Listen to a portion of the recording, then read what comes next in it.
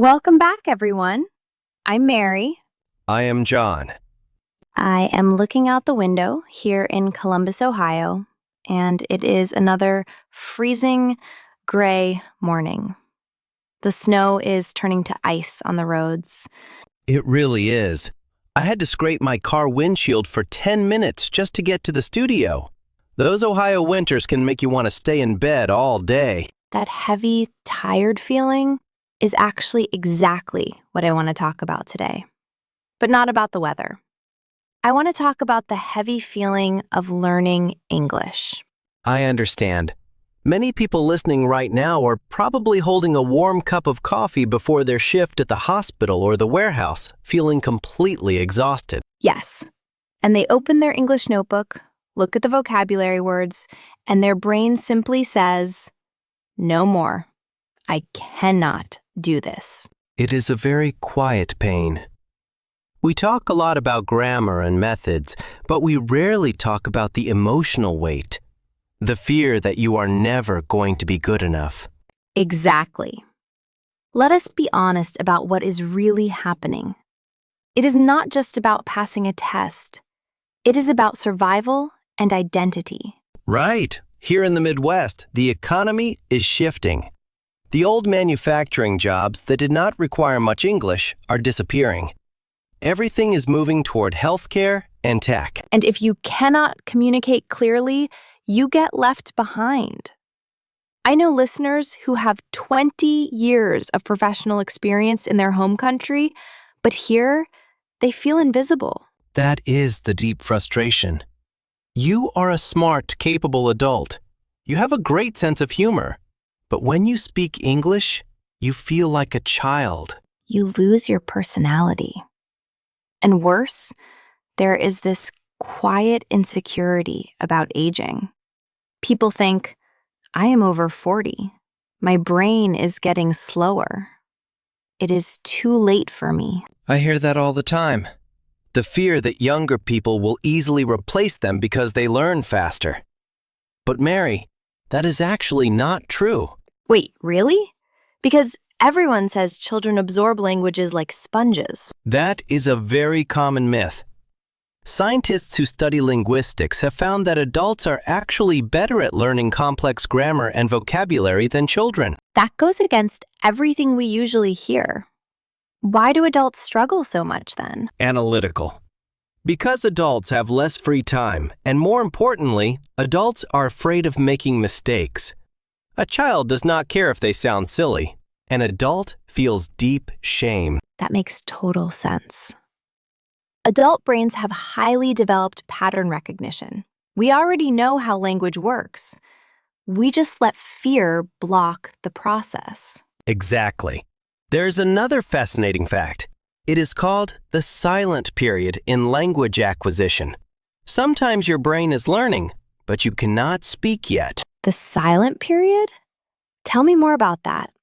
I think this will help a lot of our listeners who feel stuck. Yes, you might study for 3 months and feel like you cannot say a single new sentence. You feel like a failure. But neuroplasticity is happening invisibly. Your brain is physically building new pathways. It is like planting a seed in the cold Ohio dirt. You do not see the plant for months, but roots are growing underground.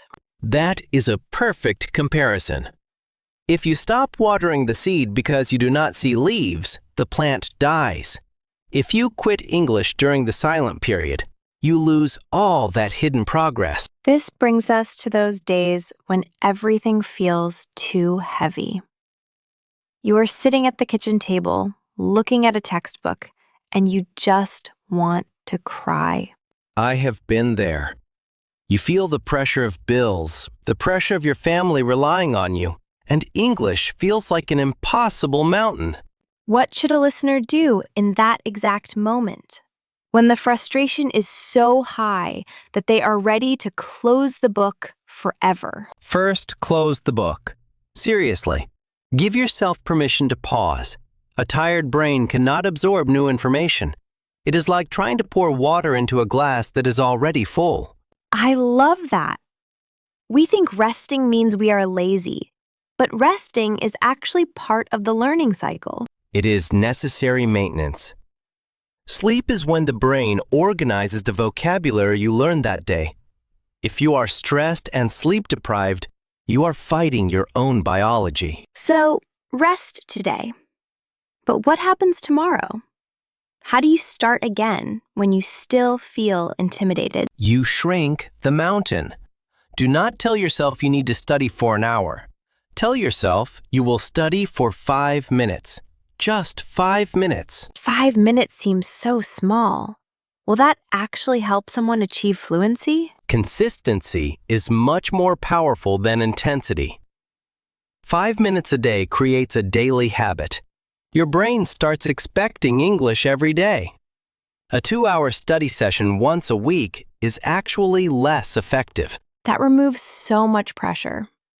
If you are exhausted from working a double shift, you can still find 5 minutes to listen to an audio lesson while driving home. Yes, and let us talk about the fear of speaking. Many beginners tell me they are terrified of sounding stupid when they talk to their boss or their child's teacher. That is a huge barrier. Going to a parent-teacher conference here in the US can feel like walking into a courtroom if you are not confident in your English. It takes incredible bravery to attend those meetings. But I want learners to realize something. Having an accent means you speak more than one language. It is a mark of intelligence, not a lack of it. I think we need to repeat that. An accent is a sign of bravery.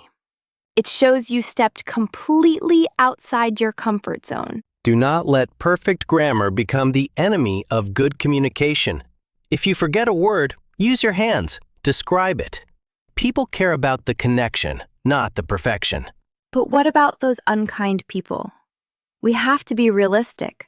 Sometimes people are impatient. Sometimes a cashier or a customer is rude when you speak slowly. That happens, and it hurts. But their impatience is their problem, not yours. Unkind people are not your teachers. You owe them nothing. That is incredibly powerful. Unkind people are not your teachers. We should let that sink in for a moment. Your English belongs to you. You are building it piece by piece, word by word, for your future. Do not let a stranger's bad mood destroy your confidence. I want to share a story about a man I met here in Columbus. He worked in construction. He told me he felt deep shame because his daughter had to translate his medical documents. That is a common and very painful situation. It reverses the parent-child role, and it makes the adult feel helpless. Exactly. He wanted to quit. He said, "I will just rely on my kids forever." But then he realized, if he quits, what lesson is he teaching them about facing difficult things? Wow, so he kept studying, not just for himself, but to set an example? Yes. He started asking the doctor one simple question in English at every appointment. Just one. It was terrifying for him, but his daughter was so proud. That is the definition of courage. You do not need to be fluent to be brave. You just need to speak one sentence out loud. And that ties back to the concept of sleeping English. Many of our listeners actually know more English than they think they do. Yes, the vocabulary is stored in your memory. You understand it when you hear it, but you cannot access it when you try to speak. It is sleeping. How do we wake it up? Because standing in front of someone and freezing is a terrible feeling. You wake it up by creating low-pressure environments. Speak to yourself in the car. Narrate what you are doing while you cook dinner.